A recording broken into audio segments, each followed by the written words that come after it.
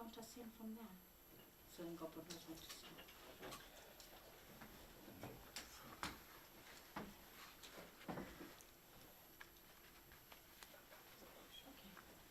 I think I'll stand. Hello everyone. Hello. Your Lordship, colleagues, counsels, prosecutors and the defense, and everyone here. I just want to say thank you also very much for being here today. For the University of Bradford, Proctor and Hobbs mock trial competition for law students here at the University of Bradford. This is the third year we're doing this, and I kind of feel like if you've managed to sustain something through COVID and carried on into the third year, we must be doing something right.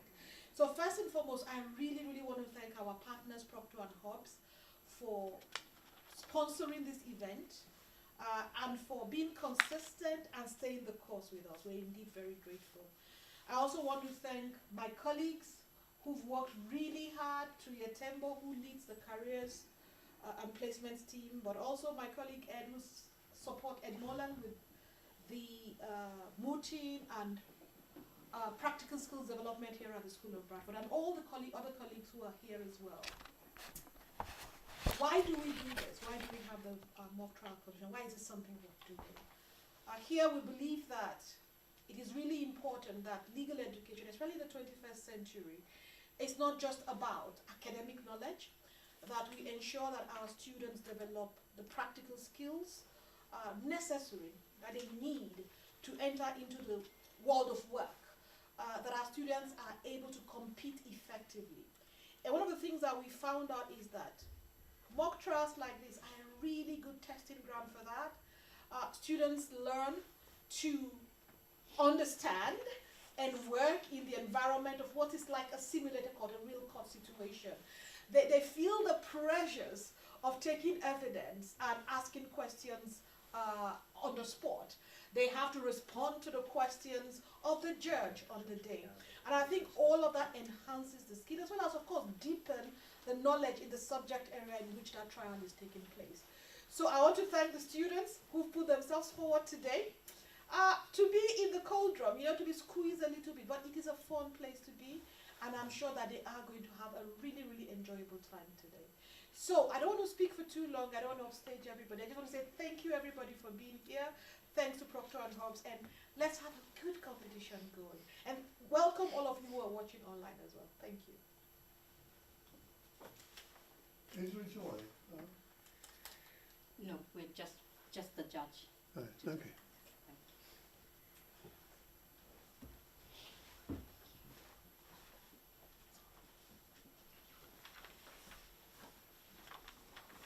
Right, Your Honor, as you know, we're here today and I'm standing in for our court clerk who's been called out on.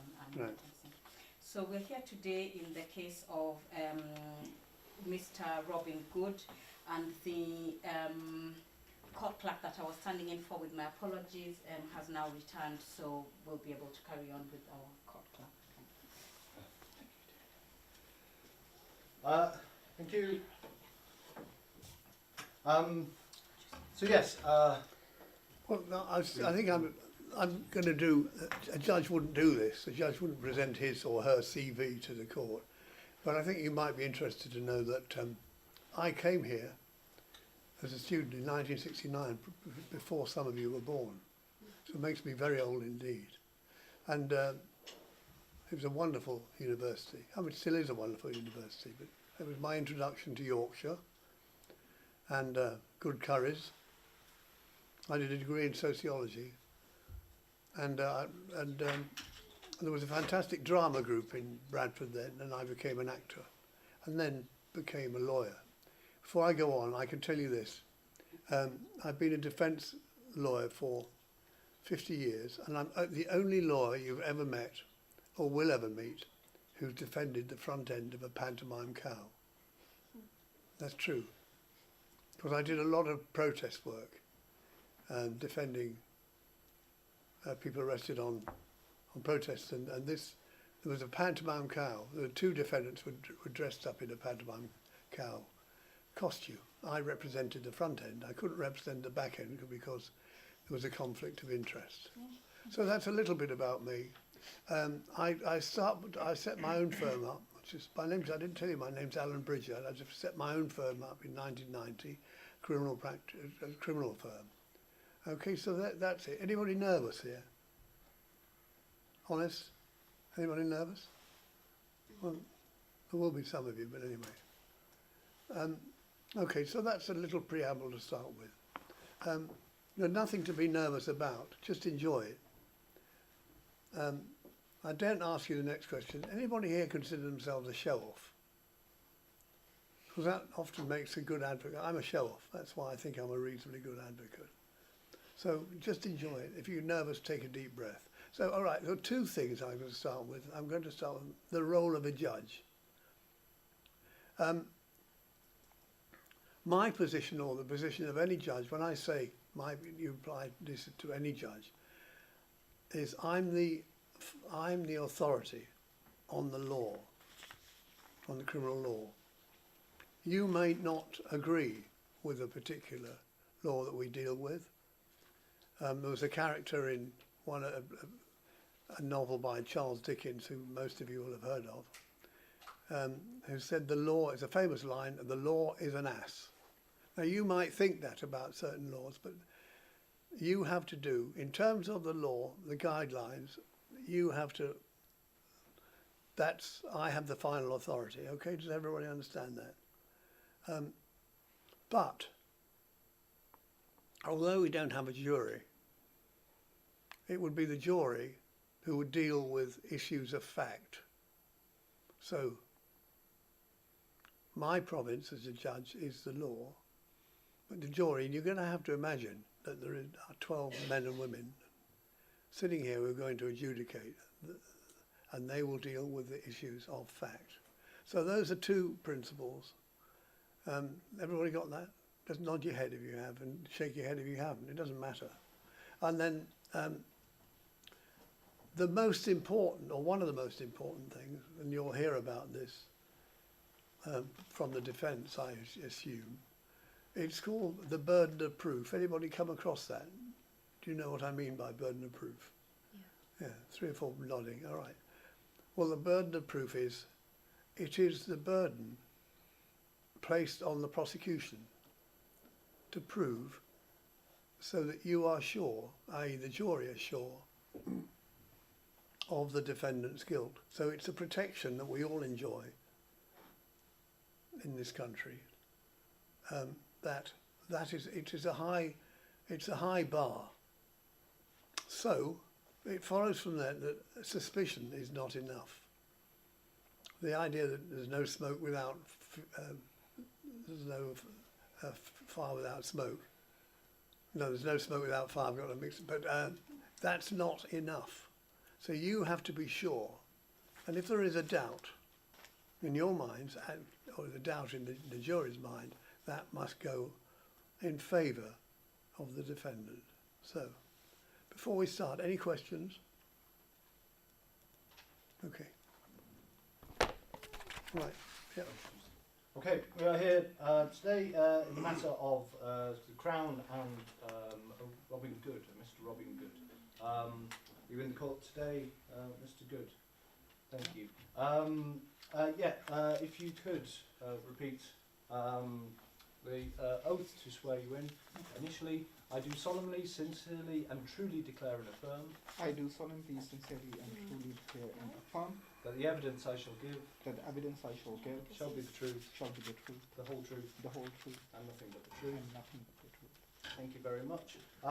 The particulars of this charge against you are that on the 29th of September of 2022, that you, Mr. Robin Good, did dishonestly appropriate property belonging to a Sorryman's Limited supermarket with the intention of permanently depriving that company of its property, contrary to Section 1 of the Theft Act of 1968.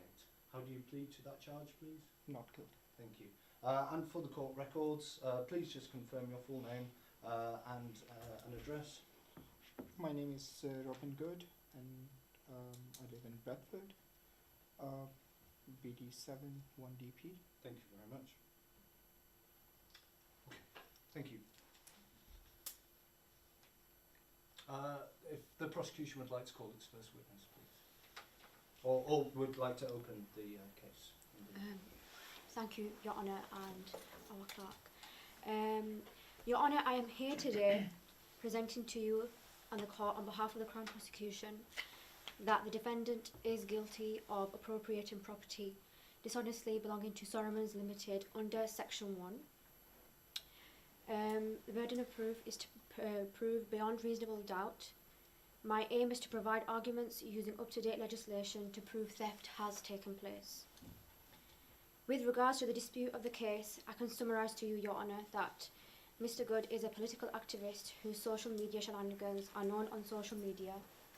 He has taken away items from the supermarket without paying for it, from the supermarket to the food bank. The donation area is reserved for goods already being purchased by shoppers based on a witness statement. But Mr. Good had taken them without paying. The security had removed all the items from the food bank and then charged Mr. Good with theft. With provision to the 4 witness statements, Mr. Good given access and questioned each one of them of what they have witnessed of Mr. Good's actions.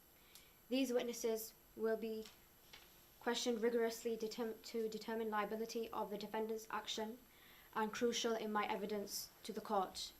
These statements will play a pivotal role in justifying appropriation had taken place dishonestly. Also, the scenario of the key facts presented to us will be useful to examine whether Mr. Good had appropriated based on the facts.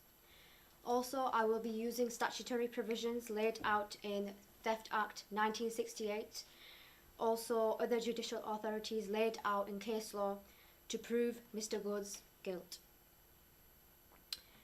That all the elements of theft have taken place from appropriating supermarket goods belonging to Soromons with dishonesty. Therefore, as a prosecution, I am requesting the courts and the jury to decide that Mr. Good had dishonestly appropriated property under the Theft Act. And now I would like to bring forward our first witness, Mr. Soromon.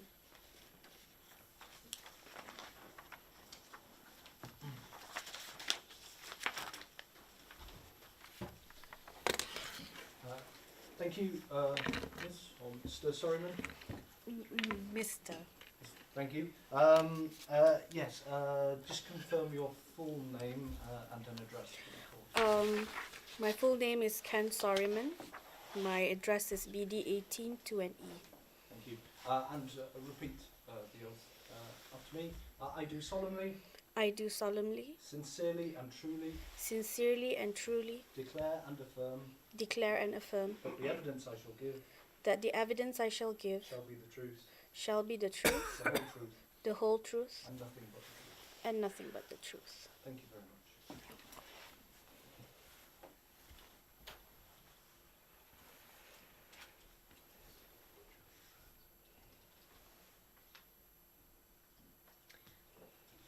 Thank you. Afternoon, Mr. Soromon.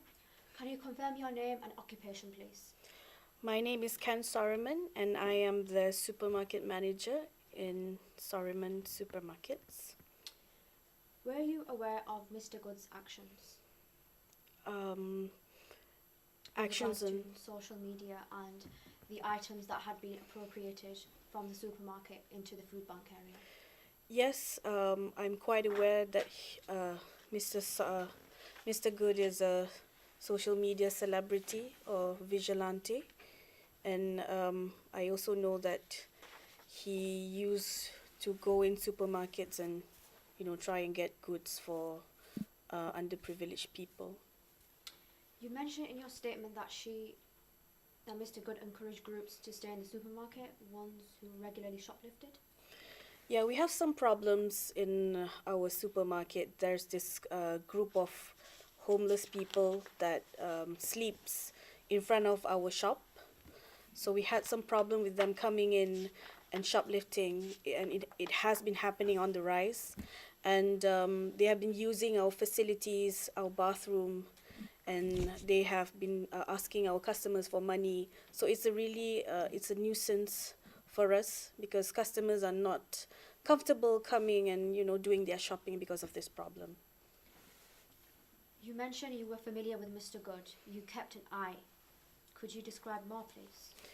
Well, Mr. Good would usually come and talk to these homeless people and encouraging them to stay, which we are not happy with.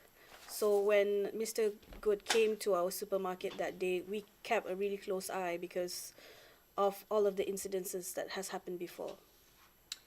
What information did the security provide to you of Mr. Good's actions?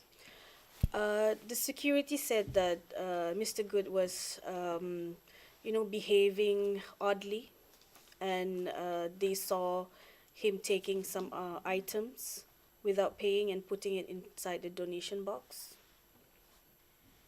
When you mentioned in your witness statement that those people who supposedly moved into accommodation were those who shoplifted customers?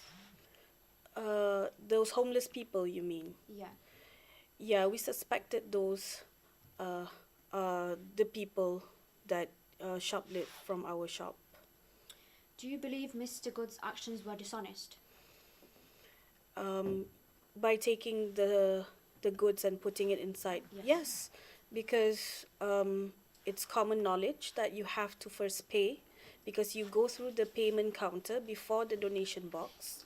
So you are supposed to pay before putting in, because you are giving something that you own, not something that you didn't pay, you put it inside the donation box. So I think it is dishonest. Do you think banning Mr. Good from the store was right? By looking at his history with us, I think it is. Yes. Couldn't you have prevented the other shop raiders of the homeless people who were residing in the supermarket? We actually tried to get accommodation for them. We were having talks with the council for them to get a place to stay. So we try our best on our part to try and facilitate them with their problems. Yes, you mentioned at the end of your statement that it's company policy to call the police regarding the shoplifting. So did you do that with Mr. Good and the other ones who were residing in the supermarket? With Mr. Good specifically, yes. But for the other shoplifters, we do not have any evidence, so we did not call on them. But usually, if we find anyone who shoplift inside our supermarket, we will straight away call the police. It is company's policy. Also in the donation area, based on other statements, were there any signages of the donation area? So people were saying that it wasn't clear, that they had to pay for the items. I believe that you said that this was clear, prices. Yes, it should be clear, because once you give a donation, it is something that you own. It's not giving away someone else's property as a donation. How can you get that concept wrong? So I think it is something which is dishonest, because you are supposed to pay, and if you decide later to donate it, then it's your choice, not to just take anything that that person wants from a shop and just put it inside a donation box. Thank you very much, Mr. Sorry. Okay. Good afternoon. Good afternoon. Okay. You've had significant problems with thefts in your store in the past, correct? Yes. You especially had a problem with the rough sleepers outside your store, correct? Yes. You do not appreciate my client's work because you believe it made it easier for them to stay there, correct? I don't understand the question. You believe my client's work encouraged the rough sleepers to remain there, correct? Yeah, I believe, because it clearly showed that Mr. Good was supporting them for them to stay there. You recovered the goods from my clients afterwards, correct? Recovered the goods. Yeah, it was put inside the donation box. You do not think my client's behavior should be encouraged, correct? Which behavior? And generally, okay, I'm trying to narrow this down. What exactly don't you understand when I say my client's behavior? I'm referring to how she helped the people in front of the store. How she Helping. encouraged them. You don't think such conduct should be encouraged? If encouraging them to continue being homeless, then I don't think it's a good act. But supporting people in need, yes, that's a Supporting good people in value. need. Yeah. Okay. No further questions. Thank you. Thank you. Anything in the examination? No. Thank you, Mr. Chairman. Thank you. Can Any I just questions? mention something? Your And Honour. nothing I say should be taken as a criticism. You probably don't know, I don't know whether you know the difference between leading questions. And have you covered, has that been covered at all, Edward? Well, let me explain to you. Because the defence, if it had been me defending, I would have been jumping up and down because, and this, as I say, you did very well. But a leading question always has the answer yes or no. So, were you aware of something going on? And how do you feel about, or were you present? The answer is yes or no, and that may be a leading question. So an open question is what we call, the lawyers call open questions. What do you have to say about something? That's fine, because then you're allowed to give a description. I don't know whether this makes any sense, but because it takes some time. I mean, I used to teach. It takes some time to get the hang of this. It took me a long time, but you are okay. So, no re-examination. Is that the case of the prosecution? Yes. That's Yes, the Your case of Honour. the prosecution. Thank you. There is one more witness for the prosecution. Yes. Mr. Aldi, can you come forward, please?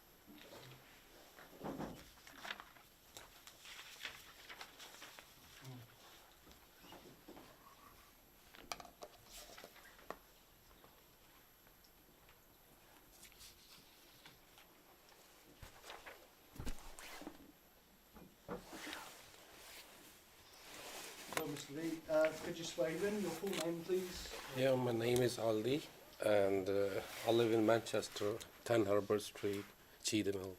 Thank you very much. And if you could repeat after me. I do solemnly, I do solemnly, sincerely and truly sincerely and truly declare and affirm declare and affirm that the evidence I shall give that the evidence I shall give shall be the truth, shall be the truth, the whole truth, the whole truth, and nothing but the truth. and nothing but the truth. Thank you. Thank you. Afternoon, Mr. D. Good afternoon. Can you confirm your name and occupation, please? Yeah, my name is Aldi, and I'm retired. Mr. D, you mentioned in your statement that you saw Miss Good taking items from the supermarket, and she was acting strangely. Yes. Is this true? Yeah, it's true. Did any of her body language demonstrate dishonesty? Because you said she was nervously glancing around. She was actually nervous at that time, and she was like glancing like suspiciously at that time. You say or a bit of a pain in the you know what if you ask me in your statement.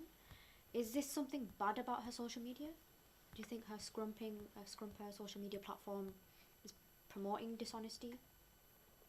Yeah, I can see like when she was filling her trolley, she was filling it with a lot of food, and in which like mostly she was filling the trolley with dog food and the pet foods, which I know her personally, she don't have any pet or a dog.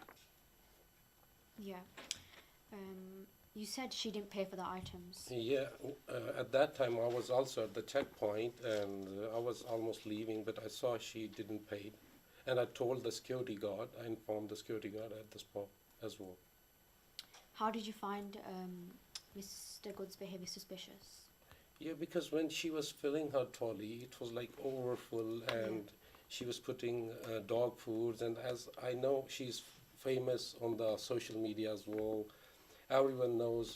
So I know she also don't have a dog or something like that for which she's buying or getting these foods.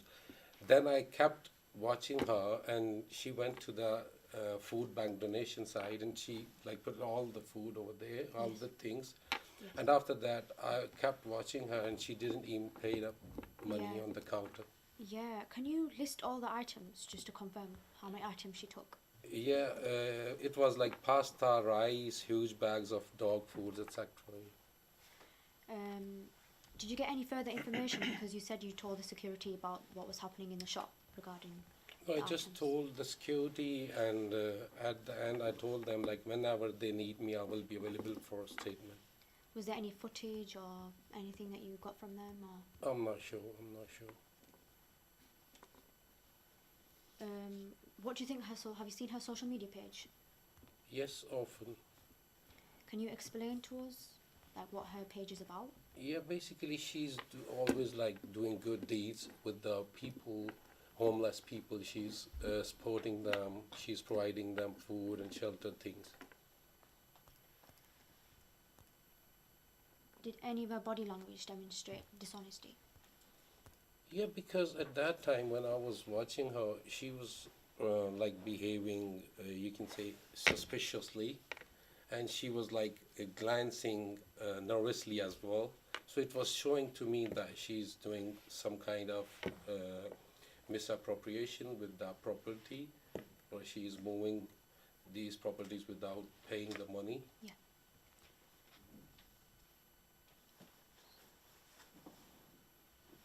Thank you, Mr. D.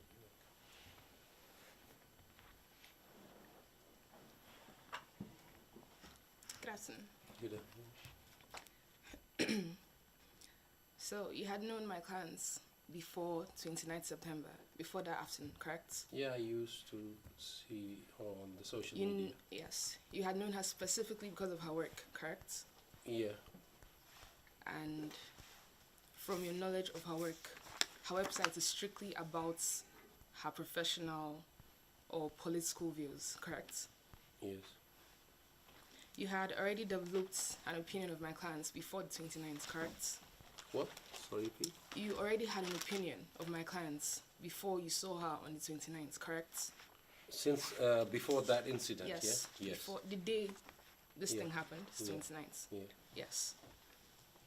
The opinion you have of my clients is solely based on your perception of her work, correct? Yes. The opinion you had and still have is negative, has always been negative, correct? Not all the time negative, but before, when I was watching her videos and activities on social In your media, it witness was positive. statements, you expressed dislike for my clients completely. Yeah, right now, if we'll talk about the incident, then I told in my statement, I said, I Okay, reported that activity Let me be was clear. suspicious. I'm sorry, sir. Let me be clear.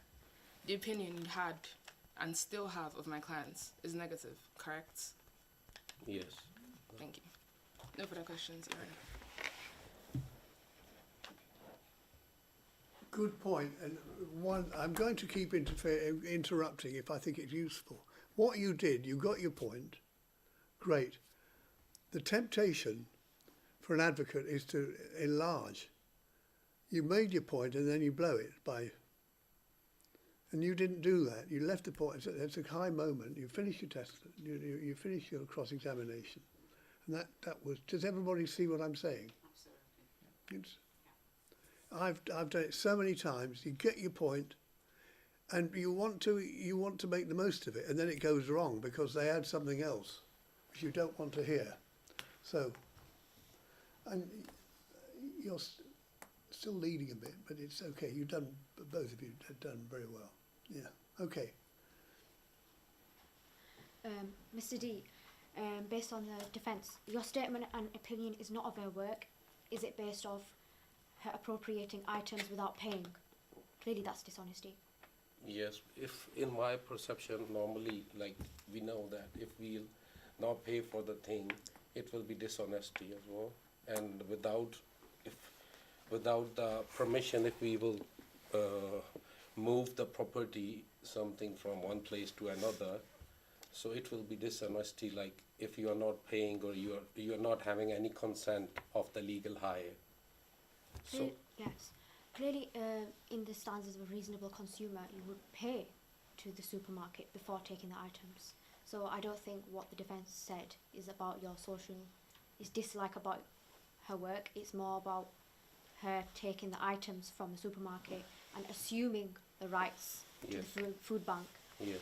Objection. It is said to pay before you put it into Yes. the donation area. Yeah. Okay. Leading. Yes. Counsel is putting words and essentially testifying, putting words in the mouth of the witness. Yes. The I'm questions. afraid I'm with you. Yes. Yeah. So I would like that to be stricken from record. Well, the damage, if it is damage, is I would be saying, will you be careful not to lead? And I'll tell you, if I may, when I think you're leading. Okay? I don't want anybody to be downhearted or demoralised, but it's for part of your education. But you're right to I'm glad you're right to object. So it's what did you don't want to lead him on what he thinks is dishonest, because it doesn't matter what he thinks. Do you see? It's what I think is dishonest. So what you would do is, what did you feel about it when you saw him doing that? That's the correct question, because that's not leading. It's what do you think? He's free to say anything then. Do you see? I'm not being too hard, am I? No. All right, but it's a very useful.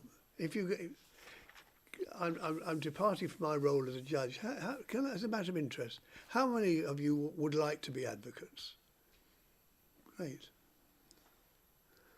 Good. Good. Well, that's encouraging.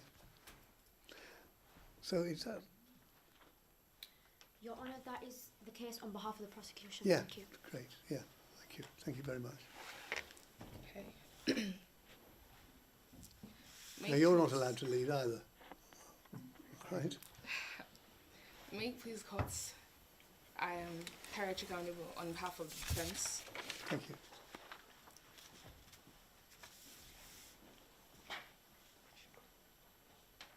Oh, no. Yeah. No, I'm not calling witness now.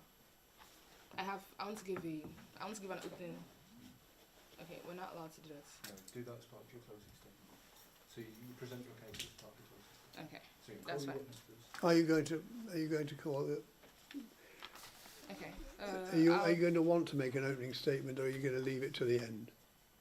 I would want to make an opening statement, but if he says I should leave it to the end, then that's fine. I think yes. Okay. I think that's right. I defer to you. Yeah. Yes. Generally, it's better, Okay. and I'll explain some of this at the end. Okay. So if you Well- call your first witness, I'd like to call my first witness, Robin Good. the defendant.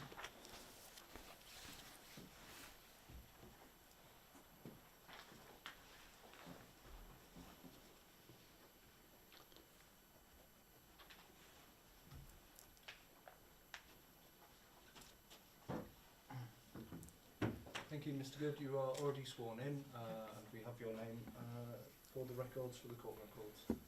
So, yeah, over to questioning immediately. Thank you. So, in your witness statements, good afternoon. In your witness statements, you mentioned that you have a social media platform where you post your work. Please, could you tell us about it? The kind of work that you do and what you post on social media. I've worked for charities. I've worked for people who are vulnerable, poor, who can't afford food, basic necessities of life, shelter. So I have dedicated my life for those people. Okay. You mentioned in your witness statements that you inadvertently helped Solomons while doing your work. Can you tell us how this happened? Yeah, so Solomon's had this problem with homeless people who would occupy their front of their store. I helped Solomon's when I was requested by their management that I should seek shelter for those people. I spoke to the council, I spoke to certain other charities, and I arranged hotels and supported tenancies for them. Okay. Are you still proud of the work that you have done up until now? Yes, I'm very proud of the things I'm doing. Okay. You mentioned in your statements that you felt your actions were acceptable. the actions on 29th that led to your arrest, you felt it was acceptable what you did. Can you tell us why you felt this way? I was helping people, uh, and my help is not only for weak, it's also for people who have resources and who are powerful. And I think these people need empathy, and I was helping them to uh, share some of the resources they have with the people who actually need them. Do you think that the means you employed to help them were allowed? Do you think the supermarket was happy? Well, with the knowledge you had at the time, did you think the supermarket would be okay with what you had done? Yes, of course, I did not do anything wrong. I did not remove any items Why? from the store Why do you think you hadn't done anything wrong? because there were no instructions that I am not allowed to do that. So here is a food bank, and I just realized that there are some people who need this food. I simply took some of the items. I did not take huge quantities. That was just reasonable. That might have been taken. I took it and then deposited it to the food bank. There was nothing specified there that I'm not allowed to do this. And I have been working with this store, with their management for quite some time. Okay. You talked a bit about what you think about corporate social responsibility in your witness statements. Can you tell us more about your political views on it? What you think companies should do? It's an accepted notion that each of us as citizens, we have responsibility to our fellows. Corporations, they also have responsibility towards the communities they are relying on in order to generate profits. So they have not only moral but legal responsibility to take care of the people who they interact with. Okay. How did you feel about being arrested on 29th? It was surprising. It was shocking. I couldn't believe that I could be treated as alleged criminal just for being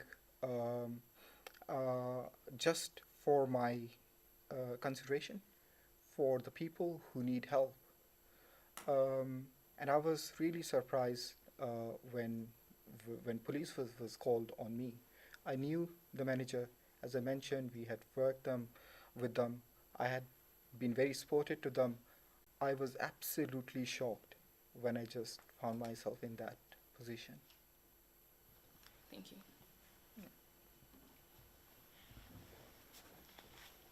Afternoon, Mr. Good. Yep.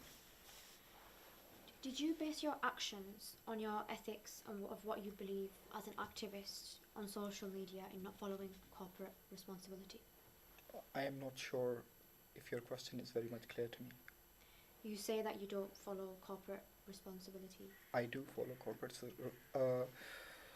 I want that corporate social responsibility should be accepted and practiced by such big corporations as Sorisons. Do you think it's not acceptable to pay for items when you go to the supermarket? Acceptable? I'm not sure what do you mean by that. So you took items from the supermarket and put it into the basket without paying. Yes. Why did you think it was acceptable not paying? It wasn't clarified that I can't do this. I did not remove any items from the store. Food bank was within the store. It wasn't outside the store. I did not remove any item to either for my own benefit or for the benefit of other people. Stuff was taken from one part of the store and it was put in another part. And I thought it was put in a part which could benefit more people. Mr. Good, if you didn't understand the rules, why did you not inquire into the rules with the supermarket? Rules are made for people, they must be clear to the people. If people have to inquire about rules for each and everything, then we can't operate our society. So rules are for people, people are not for rules. Is it true you encouraged shoplifting? No. Is it true you often did bin raiding with the rough sleepers? What does that mean? Rough sleepers, you encouraged them to take food from bins. And often these rough sleepers, based on a statement, they came into the supermarket a lot. I believe in human dignity. I have encouraged the management of Morrison's that rather than putting the food into bins, they should directly give it to these homeless people. I have never encouraged people to behave in a way which is degrading for them as human beings. Is it true you were glancing nervously around when you were putting the items into the donation area? I'm very proud of the work I do. I never feel nervous when I'm helping other people. Mr. Good, you express your honesty, but in another witness statement, they stated that you acted strangely and glanced nervously. I think they are in a better position to opine about their subjective emotions. I'm not in a position to answer that question. Also, like, I know that you have a social media page and you're known as a scrumper, so what do you put on your social media page?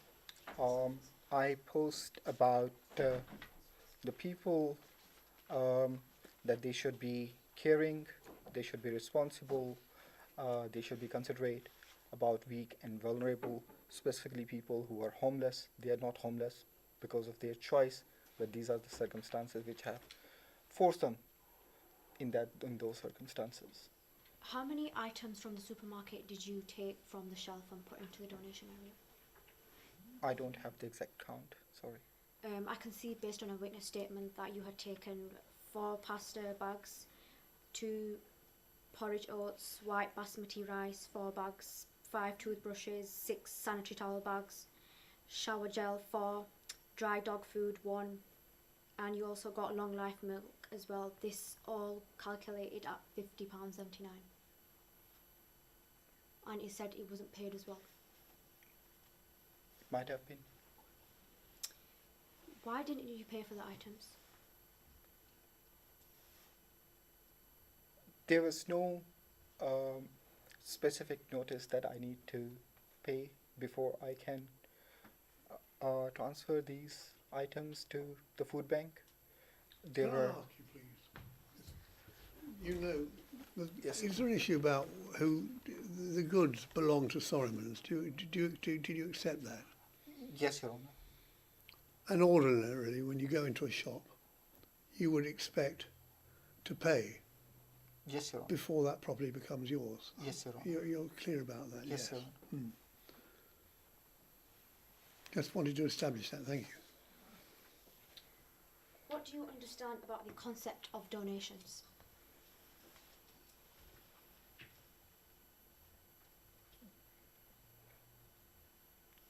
It's just helping other people. By taking supermarket goods that are not paid into the basket? Not exactly. It said that area was an area that's reserved for paid items in a witness statement, another one. There were no indication, there was no notice that specifically specified that items could only be put into the food bank after they have been paid, or there was, I need to maybe submit any receipt, or I maybe need to pay either at the till or maybe at the food bank. Also, in your supposed activism, you said that you were instrumental in moving people into accommodation. Is this true? Yes.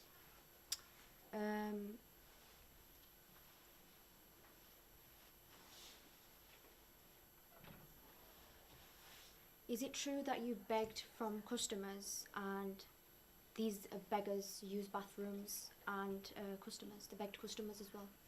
May I request that respectable expression should be used for homeless people? So the shop has been having regular shoplifts. Apparently, these people who were coming in, the raiders, the they begged from customers and used the supermarket's bathrooms. Did you play a role in encouraging that? I have always helped vulnerable people, and if you mean those people whom I helped to find accommodation in council housing, yes. If you said you care about people's welfare, is it true that you encourage these people who often consumed out-of-date food and they became ill with it?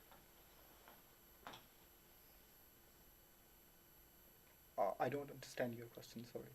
It said that amongst the rough sleepers, you encouraged them to stay, and these people had consumed out-of-date food, and this led to them being ill.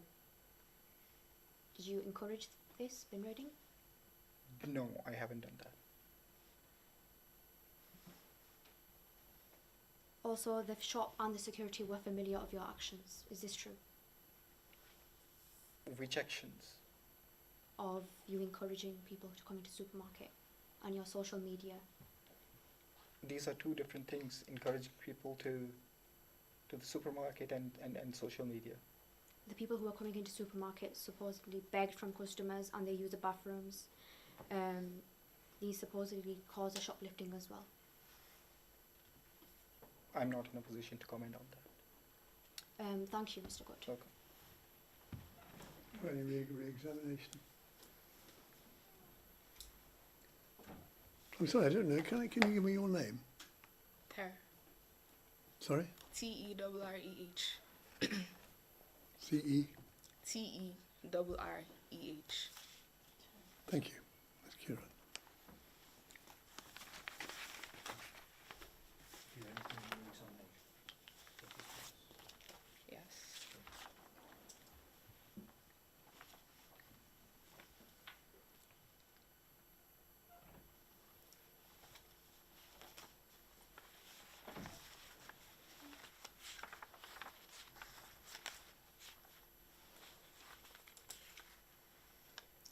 If I can help you, can I help you with this? Re-examination is limited. You can't ask the same questions again. You probably know, you may know this. As re-examining is simply to clarify the answers that have been given by Yes. your opponent. I'm trying to structure the question. Yes. Something that needs clarification.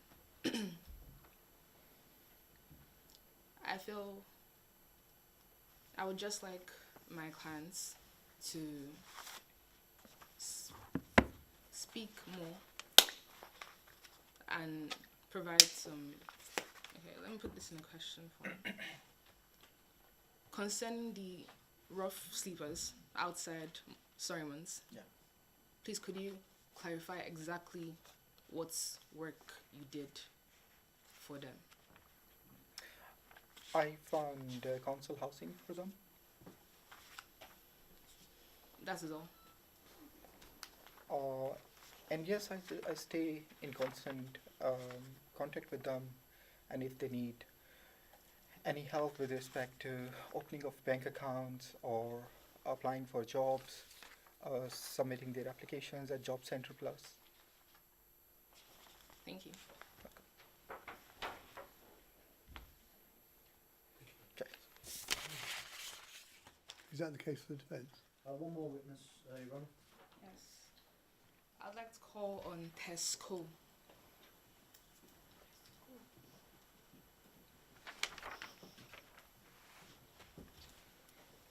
Hello, Pisco.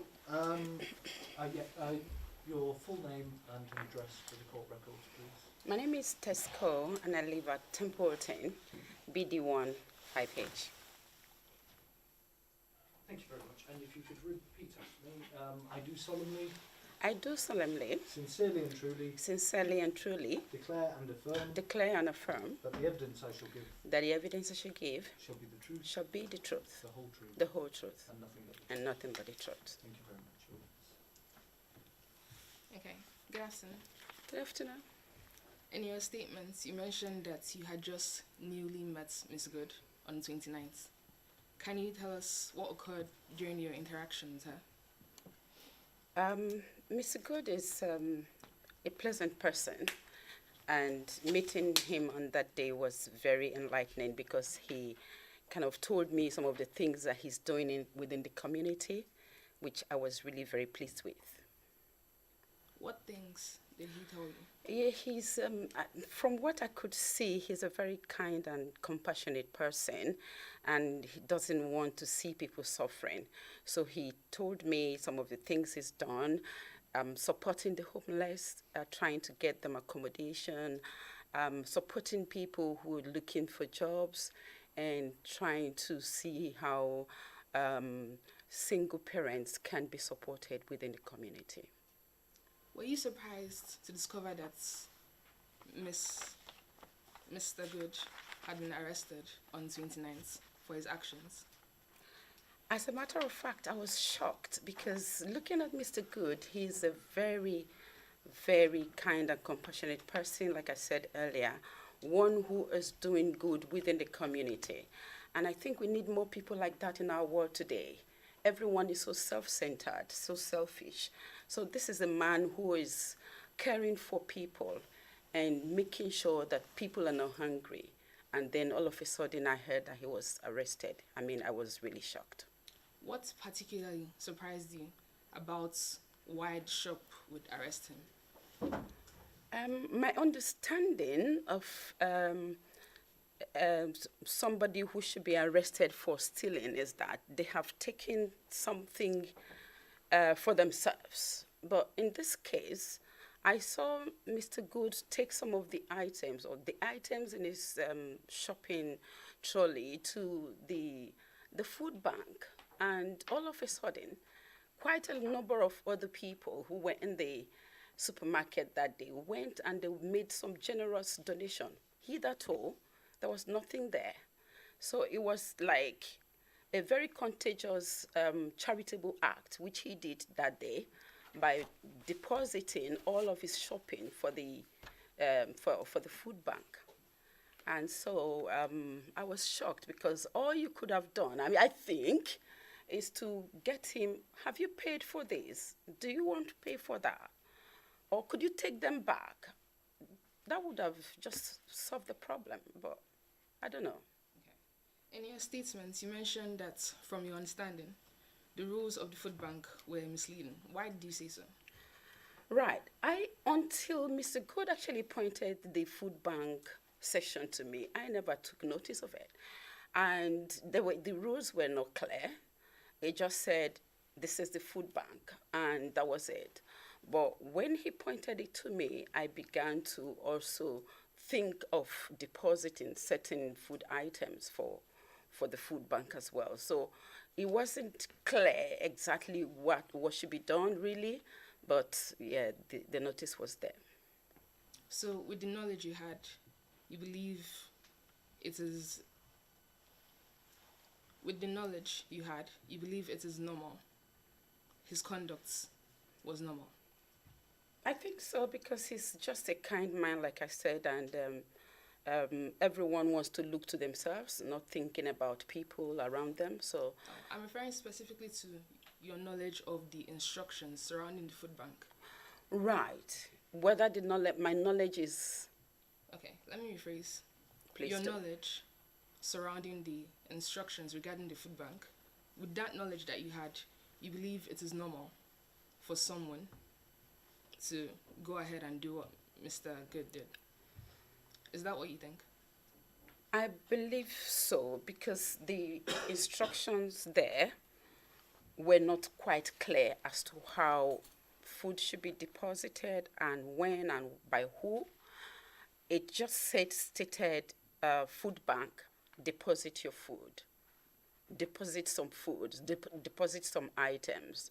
And so anyone seeing that would normally want to do certain things, certain good things, donate something to the food bank. And so I thought what Mr. Good did was a good thing, to my knowledge. And like I said, he prompted other people to do the same thing.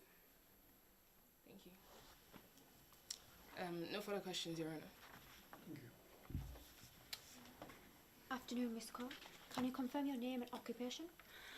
My name is Tess, and I'm a musician. Jazz music, to be specific. You like some? If you did not know what the rules were, why didn't you inquire with the Sorryman's manager or the supermarket in general? There are staff around in the supermarket. It wasn't in my place to inquire what the rules were because it was a busy day. I have just returned from a tour to the Caribbean with my band, so I was actually in the supermarket to do some shopping and then get back home. So it was their food bank, and so it wasn't really in my place, and I didn't have much time to seek clarification. I believe a supermarket manager should be able to give clear instructions and signposts within the supermarket. What do you understand about the concept of donation, Mr. Cole?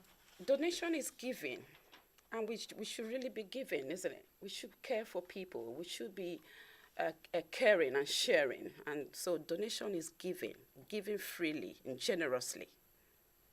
Based on the facts presented to us, the donation area was reserved for goods that have already been purchased by shoppers. That was not so clearly stated, my lord.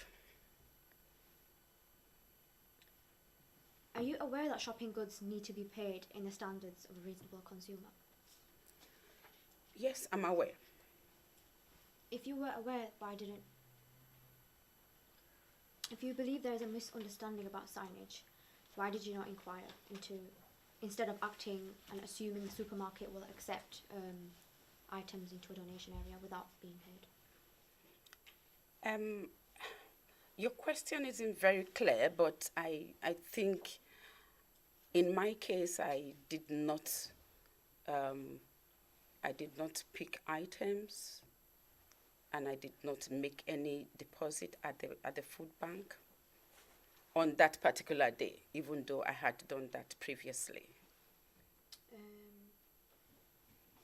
If the supermarket follows principles, why do you think that the supermarket will accept Mr. Good's actions of not paying for the costs when the area, according to the supermarket, was reserved for paid goods only? Right. The signage wasn't clear, and like I said, Mr. Good is known for his charitable deeds. And if he picked certain things and then deposited them at the food bank, as it was shown in the supermarket, I think it was a good thing, because sometimes you see some of the supermarket throwing away some of this food stuff, food items. So I think he was following the instructions that items could be deposited at the food bank, which I think it was a good thing he did. You mentioned in your statement, Mr. Cole, that the supermarket might be happy to have items donated from the shop to the food bank, and that supposedly they'll cover the costs. Can you explain that? Yeah, because most supermarkets these days, as it is with other corporations, they believe in the principle or the concept of corporate social responsibility. And of course, within the community, there are quite a lot of people who are vulnerable, who are hungry, homeless, and therefore I thought, or anyone would have thought, that you could pick any item and donate at the food bank. But Mr. Good could have paid for the items, then perhaps put it into the donation area.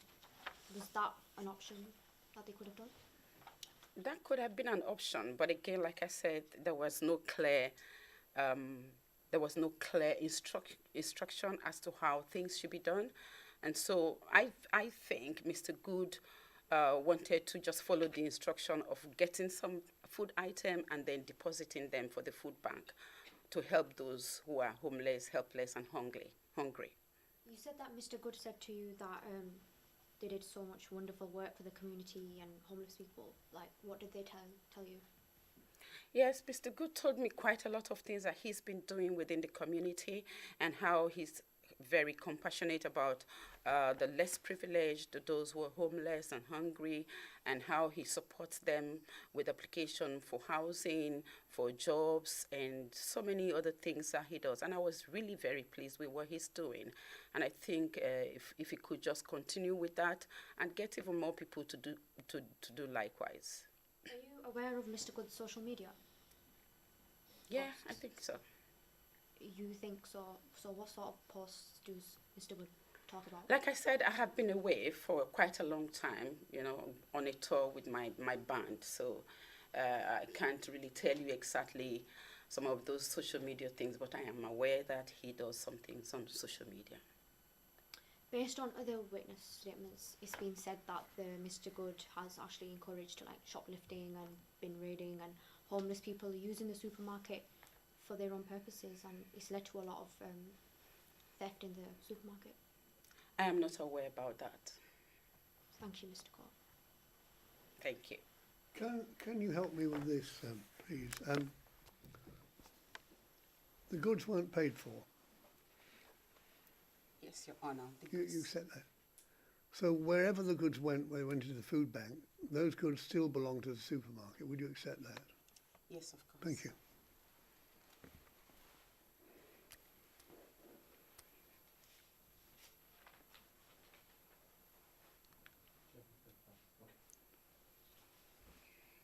Does that rest the case for the defence? Have you got any questions in your examination? No. Okay. Thank you. So it's final speeches. Yeah. We'll move on to closing statements. Yeah. Take your time preparing your speeches.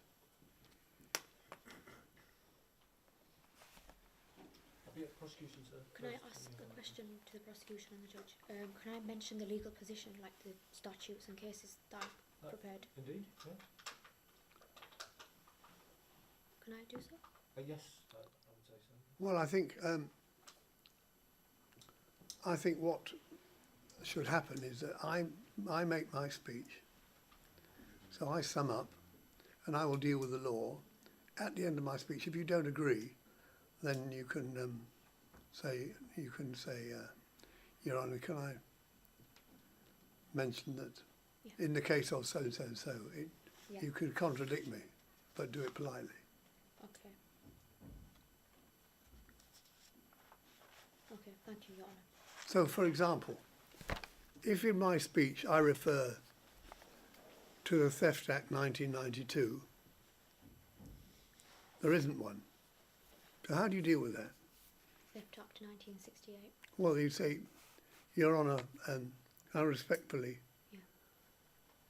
submit that the authorities in 1968. I mean, I would know that anyway, but if you want to bring in the law, that's the only way you can do that.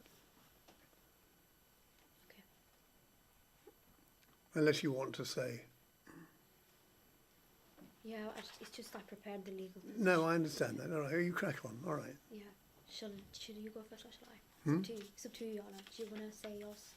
No, I say mine. I sum up at the end. Okay. So I'm sorry. Yes, you can say, in the case of the Court of Appeal defined dishonesty as whatever. So you can say that if that helps. Okay. Does that make it clear? Yeah.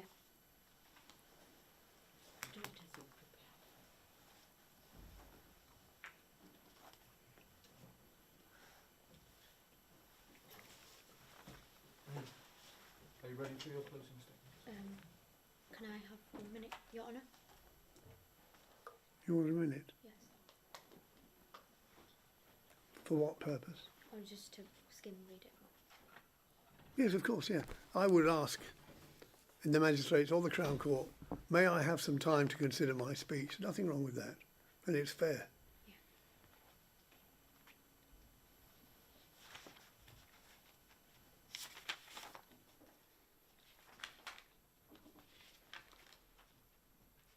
While she's doing that, can I clarify, am I adjudicating? It's me that decides. I can help you with that afterwards. Yeah, after. What, in terms of the law or in terms No, not the law. I mean, as to who decides guilt or not. Oh, you do. I do, right. Your Honour, I am ready to submit Thank you. my statement. Your Honour, I am now closing my statement before the courts and the jury that Mr. Good had appropriated supermarket items dishonestly beyond reasonable doubt based on the witness statements and a law that I'm going to provide now. The witness statements express proof of her dishonesty. Taking the item is unlawful as it belongs to the supermarket until payment is made. As required, shall be guilty of theft. Also, it's up to the jury to judge Mr. Good in the standards of a hypothetical person of whether displacing items from the supermarket to the donation area was reasonable. I would like to talk about the Theft Act 1968 under Section 1. It does define what theft is through the 5 elements. So it's clear in terms of the actus reus, that appropriation under subsection 1, that Mr. Good did appropriate rights from taking the items from the supermarket to the donation area without paying. The property itself is was the goods from the supermarket. The element of dishonesty, they didn't pay, and also their body language, they were glancing around nervously and putting it into the basket.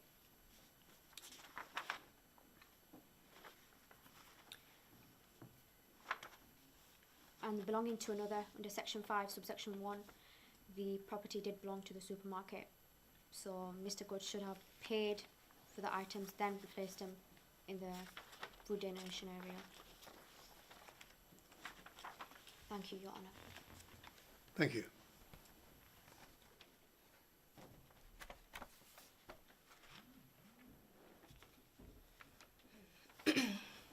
May it please the courts. The defense submits that burden of proof has not been satisfied by the prosecution. Further, my client's actions fall under an exception in Theft Act 19. Could you clarify the burden of proof, please? Burden of proof beyond reasonable doubts. Yes, thank you. The prosecution has not been able to prove that my clients was dishonest in their approbation beyond reasonable doubts. Dishonesty is a requirement in Theft Act in order to complete the offense. Without dishonesty, the offense cannot be complete. And there's an exception in the Theft Act, Section 2, subsection 1, paragraph B, that states that the defendants will be exempt from being treated as dishonest if they believed that the owner of property would be okay if they knew about the appropriation. And this has been shown in this has been shown through examination in chief. My client's belief was that Sorryman's would allow this to happen. My client's belief was that Just can I have moments? Just gonna have a moment to recollect and Take your time.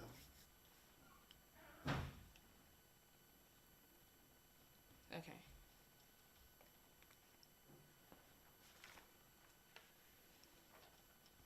My submission is simply that my client is simply that under the Theft Act 1968, my clients cannot be considered dishonest because their actions fall under an exception in the Theft Act.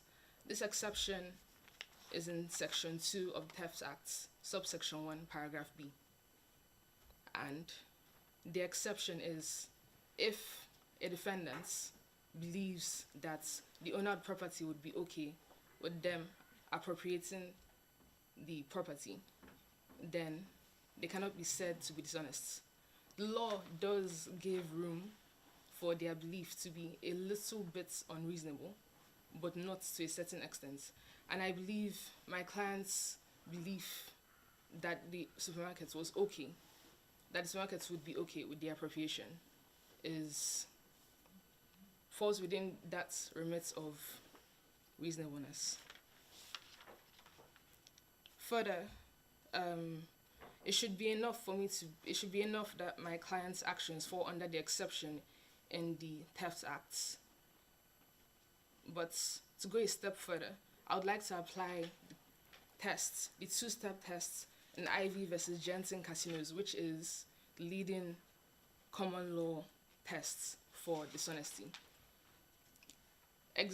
Essentially, the test is, given the knowledge that my clients had about the circumstances, can my client's actions be considered dishonest? And it has been shown in direct examination that the knowledge my clients had of the circumstances do not paint their actions. Given the knowledge that my clients had of the circumstances, their actions can't be seen as dishonest. This has been shown by Tesco, who also had the same knowledge that my clients had of the circumstances surrounding supermarket rules, and she, as an ordinary person, also believed that the supermarkets would be fine with my client's actions. Further, I would like to remind the jury of the witness, Aldi, who described my clients as appearing nervous on the 29th, hence implying that my client's motives were dishonest. Now, I would like the jury to consider that this client's interpretation and perception of my client's body language cannot be trusted. Now, why do I say this? This is because there already exists a preconceived bias in the mind of the witness. The witness, Aldi, already had known my clients beforehand, had already developed an opinion, a negative opinion of my clients. So it is natural and also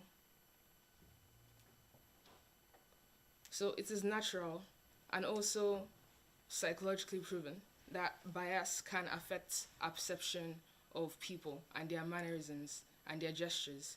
It affects our interpretation of how they act. Further proof of this is the interaction that my clients had with the witness, Tesco, just moments before her arrest. My client was very open about his actions and what he proposed to do on that day. Even further, on his social media platform, he proudly posts about these things. Therefore, I think it is completely clear that my client is transparent and proud of his work. He does not believe that what he does is wrong. On the given day, he did not believe that what he purposed to do was wrong. He was very transparent about it. For this reason, it cannot be that my client suddenly be nervous or sneaky. All this to say that my client satisfies the exceptions both under statutes and under common law.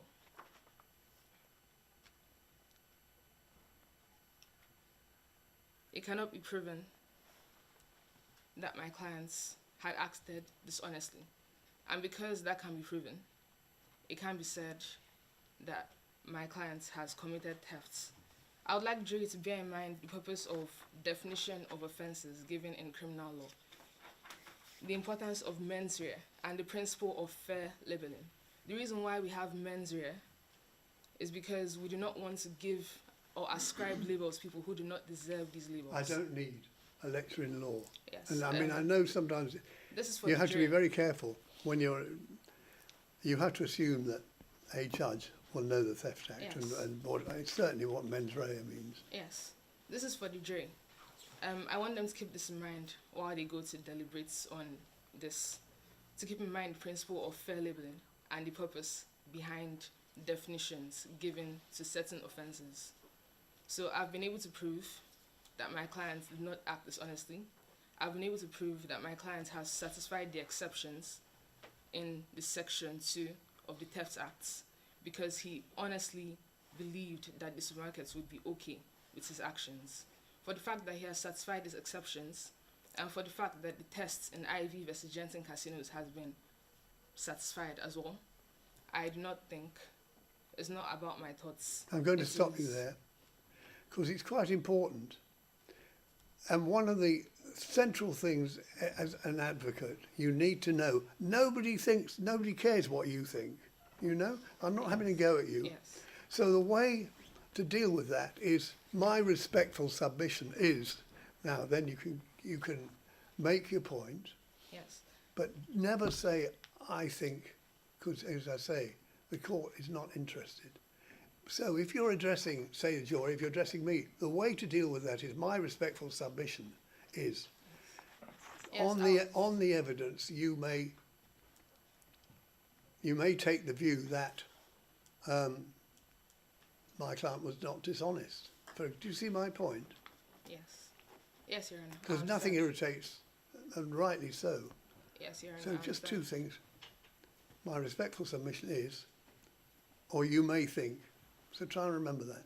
Yes. Sorry to interrupt, because you didn't. I understand, Your Honor. I was actually about to correct myself. I said it's not about what I think.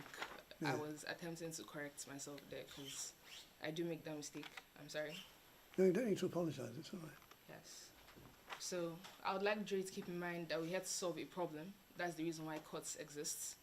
And the problem cannot be solved, in this case, by incarceration of what could possibly be up to 7 years for a You're misunderstanding. not dealing with sentencing. Yes, possibly up to 7 years for a misunderstanding. So I simply request the acquittal of my clients. Thank you. Thank you. Your Honour, I apologise. I missed some key points in my closing statement. Am I okay to state them to you in the court? Again, I apologise. Ms. Carroll, do you have a view on that?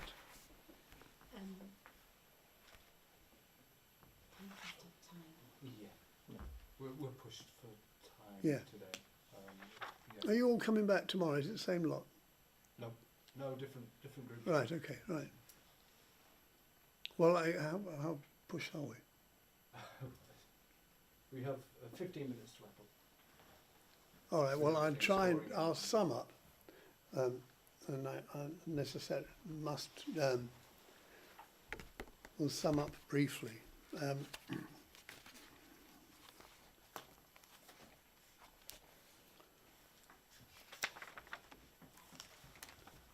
So let me start with the definition of theft under this 1968. A person is guilty of theft if he dishonestly appropriates property belonging to another with the intention of permanently depriving the other of it.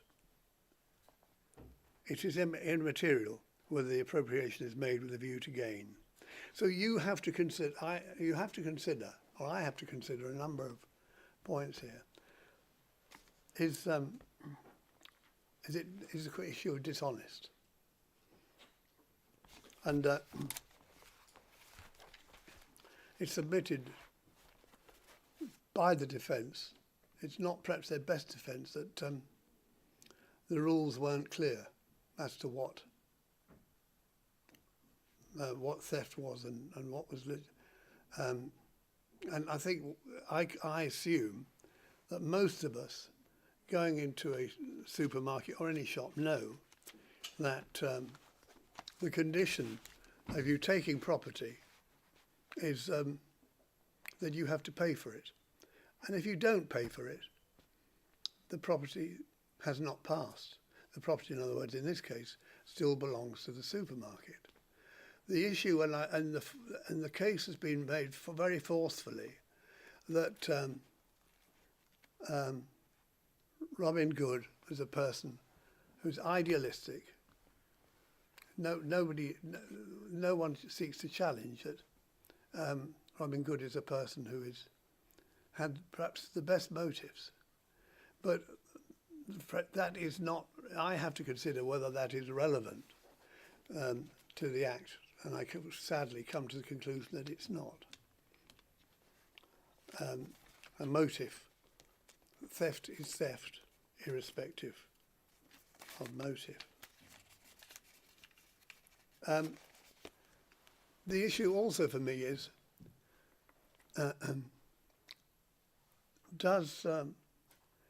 did Robin Cook assume, I'm still not clear, is it a he? That Mr. Cook, Mr. Good, I'm sorry. What he did amounted to a belief that he had the right of the as an owner. And then I'm bound to consider the issue of dishonesty. were the latest cases, were the accused actions dishonest according to the ordinary standards of reasonable and honest people? And I understand the submissions made by the defence, but my own view is that most people would assume that the property being put into a food bank still belonged to the supermarket. So that test fails, that it was dishonest.